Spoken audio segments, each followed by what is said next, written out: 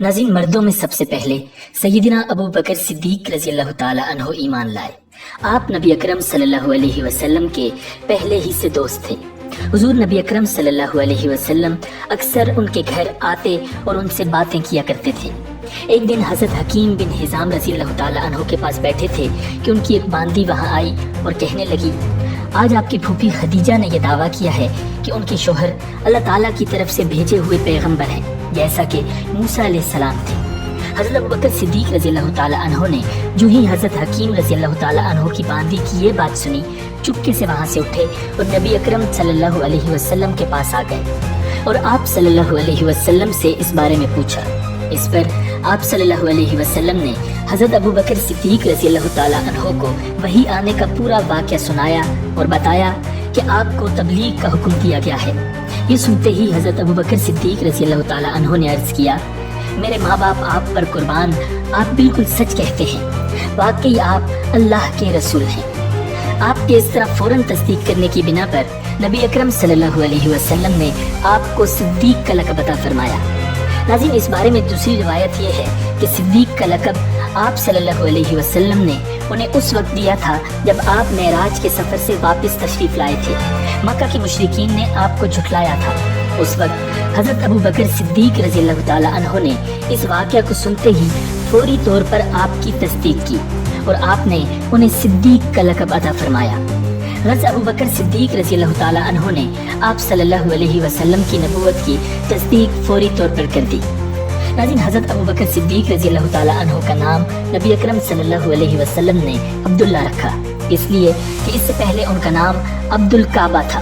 اس لحاظ سے ابوبکر صدیق رضی اللہ تعالی عنہ وہ پہلے آدمی ہیں جن کا نام نبی اکرم صلی اللہ علیہ وسلم نے تبدیل کیا۔ حضرت ابوبکر صدیق رضی اللہ تعالی عنہ یوں بھی بہت خوبصورت تھے۔ اس مناسبت سے آپ صلی اللہ علیہ وسلم نے ان کا لقب عتیق کا رکھا تھا۔ عتیق کا مطلب ہے خوبصورت۔ اس کا ایک مطلب یہ بھی ہے آزاد۔ یہ لقب دینے کی ایک وجہ یہ بھی بیان کی جاتی ہے کہ آپ صلی اللہ علیہ وسلم نے ایک مرتبہ ان کی طرف دیکھ کر فرمایا تھا، یہ جہنم کی آگ سے آزاد ہیں۔ غرض اسلام میں یہ پہلا لقب ہے جو کسی کو ملا۔ قریش میں حضرت ابوبکر صدیق رضی اللہ تعالی عنہ کا مرتبہ بہت بلند تھا۔ آپ بہت خوش اخلاق تھے، قریش کے سرداروں میں سے ایک تھے، شریف، سخی اور دولت مند تھے، روپیہ پیسہ بہت فراخ دلی سے خرچ کرتے تھے۔ ان کی قوم کے لوگ انہیں بہت چاہتے تھے، لوگ ان کی مجلس میں بیٹھنا بہت پسند کرتے تھے۔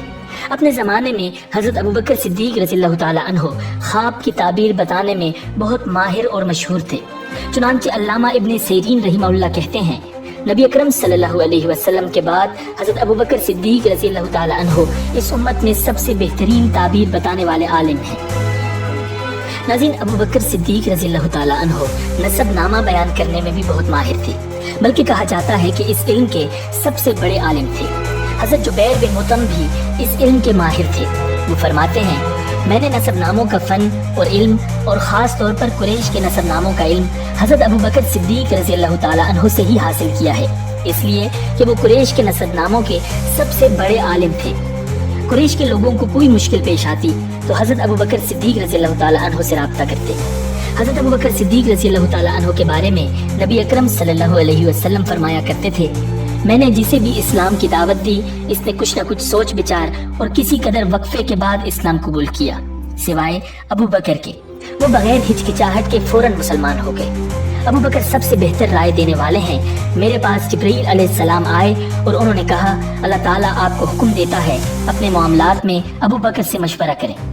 ناظرین، نبی اکرم صلی اللہ علیہ وسلم کے لیے حضرت ابوبکر صدیق رضی اللہ تعالی عنہ وزیر کے درجے میں تھے۔ آپ ہر معاملے میں ان سے مشورہ لیا کرتے تھے۔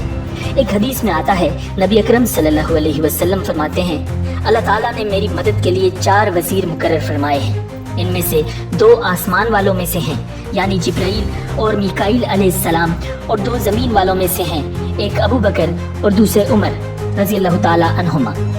ناظرین، اسلام لانے سے پہلے حضرت ابوبکر صدیق رضی اللہ تعالی عنہ نے ایک خواب دیکھا تھا۔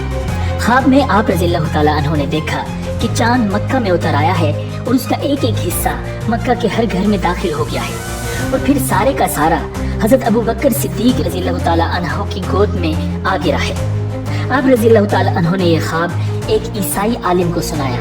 اس نے اس خواب کی یہ تعبیر بیان کی کہ تم اپنے پیغمبر کی پیروی کرو گے جس کا دنیا انتظار کر رہی ہے اور جس کے ظہور کا وقت قریب آ گیا ہے، اور یہ کہ پیروکاروں میں سب سے زیادہ خوش قسمت انسان تم ہوگے۔ ایک روایت کے مطابق عالم نے کہا تھا، اگر تم اپنا خواب بیان کرنے میں سچے ہو تو بہت جلد تمہارے گاؤں میں سے ایک نبی ظاہر ہوں گے، تم اس نبی کی زندگی میں اس کے وزیر بنو گے اور ان کی وفات کے بعد ان کے خلیفہ ہوگے۔ پھر کچھ عرصہ بعد حضرت ابوبکر صدیق رضی اللہ تعالیٰ عنہ کو یمن جانے کا اتفاق ہوا۔ یمن میں یہ ایک بوڑھے عالم کے گھر ٹھہرے۔ اس نے آسمانی کتابیں پڑھ رکھی تھی۔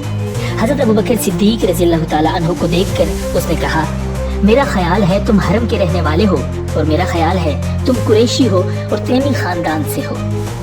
تو حضرت ابوبکر صدیق رضی اللہ تعالیٰ عنہ نے جواب میں فرمایا، ہاں تم نے بالکل ٹھیک کہا۔ اب اس نے کہا، میں تم سے ایک بات اور کہتا ہوں، تم ذرا اپنا پیٹ پر سے کپڑا ہٹا کر دکھاؤ۔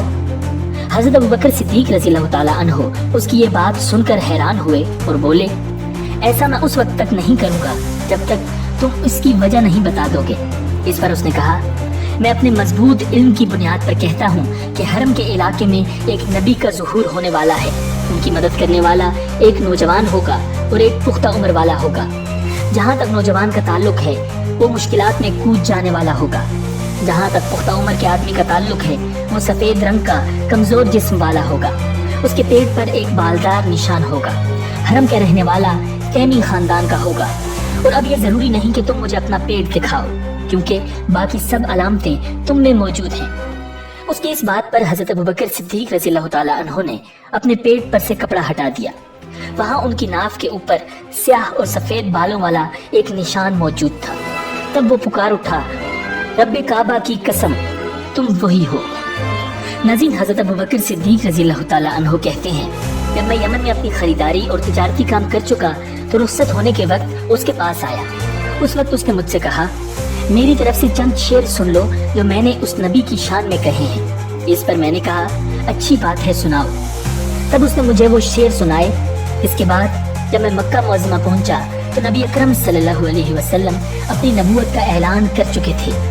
فوراً ہی میرے پاس قریش کے بڑے بڑے سردار آئے۔ ان میں زیادہ اہم عقبہ بن ابی معیط، شیبہ، ابو جہل اور ابو البختری تھے۔ ان لوگوں نے مجھ سے کہا، اے ابو بکر، ابو طالب کے یتیم نے دعویٰ کیا ہے کہ وہ نبی ہیں۔ اگر آپ کا انتظار نہ ہوتا تو ہم اس وقت تک صبر نہ کرتے۔ اب جبکہ آپ آ گئے ہیں، ان سے نپٹنا آپ ہی کا کام ہے۔ اور یہ بات انہوں نے اس لیے کہی تھی کہ حضرت ابوبکر صدیق رضی اللہ تعالیٰ عنہ نبی اکرم صلی اللہ علیہ وسلم کے قریبی دوست تھے۔ ابوبکر رضی اللہ تعالیٰ عنہ فرماتے ہیں کہ میں نے اچھے انداز سے ان لوگوں کو ٹال دیا اور خود آپ صلی اللہ علیہ وسلم کے گھر پہنچ کر دروازے پر دستک دی۔ آپ صلی اللہ علیہ وسلم باہر تشریف لائے۔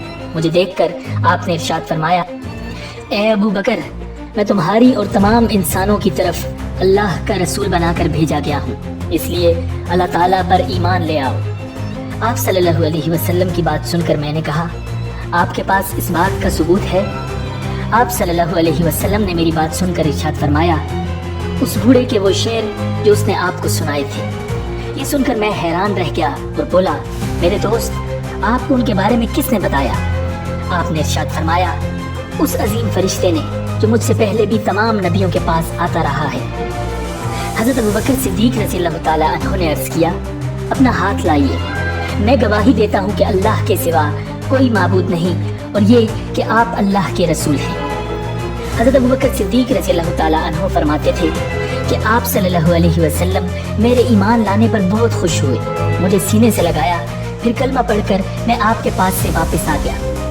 ناظرین، مسلمان ہونے کے بعد حضرت ابوبکر صدیق رضی اللہ تعالیٰ عنہ نے جو سب سے پہلا کام کیا وہ تھا اسلام کی تبلیغ۔ انہوں نے اپنے جاننے والوں کو اسلام کا پیغام دیا، انہیں اللہ اور اس کے رسول کی طرف بلایا۔ ناظرین، آپ رضی اللہ تعالیٰ عنہ کی تبلیغ سے بہت سے جلیل القدر صحابہ کرام اسلام میں داخل ہوئے، جن میں سے 5 عشرہ مبشرہ میں شامل ہیں۔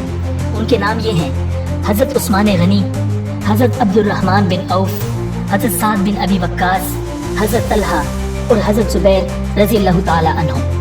کچھ لوگ ان میں حضرت ابو عبیدہ بن جراح رضی اللہ تعالیٰ عنہ کا نام بھی شامل کرتے ہیں۔